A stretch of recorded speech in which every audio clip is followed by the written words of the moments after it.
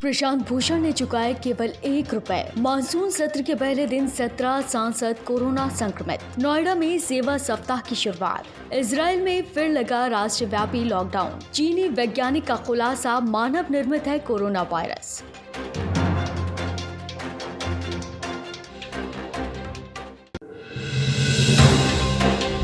Supreme court में अवमानना मामले में दोषी प्रशांत भूषण पर माफी न मांगने की सूरत में कोर्ट ने उन पर ₹1 लाख का जुर्माना लगाया था, लेकिन प्रशांत भूषण ने जुर्माने के नाम पर केवल ₹1 दिया और साथ ही भूषण ने कोर्ट के फैसले को चुनौती देते हुए सुप्रीम कोर्ट में पुनर्विचार याचिका दाखिल की है। आपको बता दें कि कोर्ट ने उन्हें 15 सितंबर तक जुर्माना भरने को कहा था। ऐसा न करने से उन्हें 3 महीनों के लिए जेल जाना पड़ सकता है।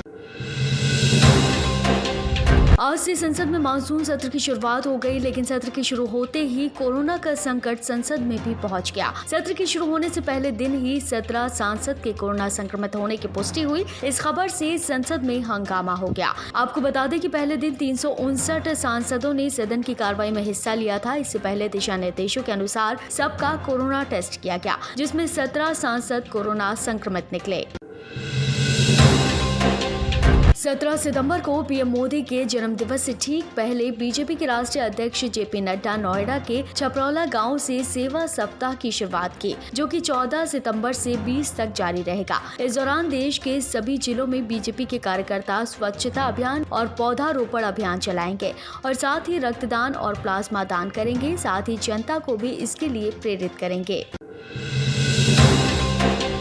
दुनिया भर में छाए कोरोना संकट को देखते हुए कई देशों ने लॉकडाउन लगाया था, जिसे वक्त रहते खत्म कर दिया गया। लेकिन अब इजराइल से देश में बढ़ते कोरोना के मामलों को देखते हुए फिर से राष्ट्रव्यापी लॉकडाउन लगाने की घोषणा कर दी। इजराइल के प्रधानमंत्री बेंजामिन नेतन्याहू ने कहा कि देश में फिर से 9 अक्टूबर तक लॉकडाउन जारी रहेगा। सभी लोगों से नियमों का पालन करने की अपील भी की गई है और साथ ही कहा कि नियमों को मानकर ही संक्रमण को रोका जा सकता है।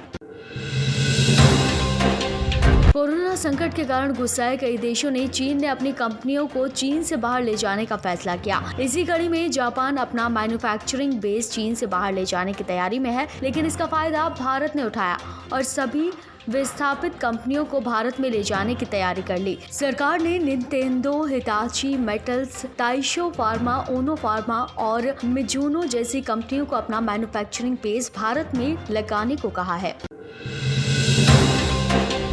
अमेरिका लगातार कह रहा है कि कोरोना वायरस प्राकृतिक नहीं है बल्कि मानव निर्मित है, लेकिन चीन इस बात को हमेशा नकारता आया। मगर अब प्रतिष्ठित वायरस वैज्ञानिक डॉक्टर ली मेंग यान ने दावा किया है कि कोरोना वायरस मानव निर्मित ही है। उन्होंने साथ ही कहा कि बीजिंग को पहले ही कोरोना वायरस की जानकारी थी। चीनी सरकार ने इस सच पर पर्दा डाला, वो जल्द ही इसके सबूत पेश करेगी।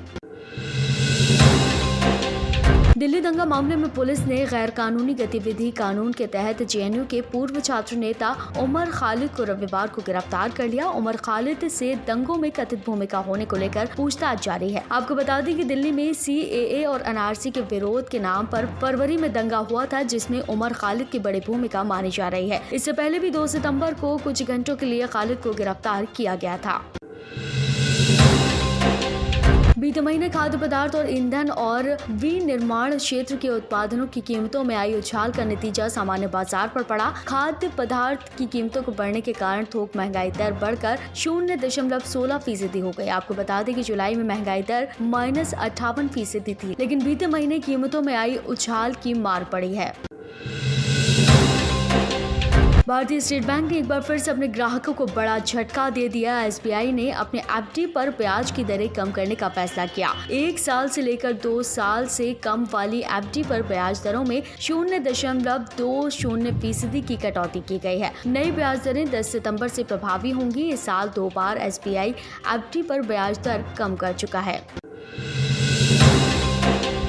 आईपीएल सीजन 13 से पहले किंग्स 11 पंजाब के लिए पहली बार कप्तानी करने जा रहे एल राहुल पर रेडबुल ने एक डॉक्यूमेंट्री बनाई है। KL Rahul shut out the noise नाम से बनाई गई डॉक्यूमेंट्री है। आपको बता दें कि केएल राहुल पहली बार कप्तानी करने उतरेंगे। उन्होंने कहा था कि वो खुले दिमाग से कप्तानी करेंगे और पंजाब को जीत तक पहुंचाने की पूरी कोशिश करेंगे। आप देख रहे हैं नेटरिक न्यूज, साहस सच कहने का।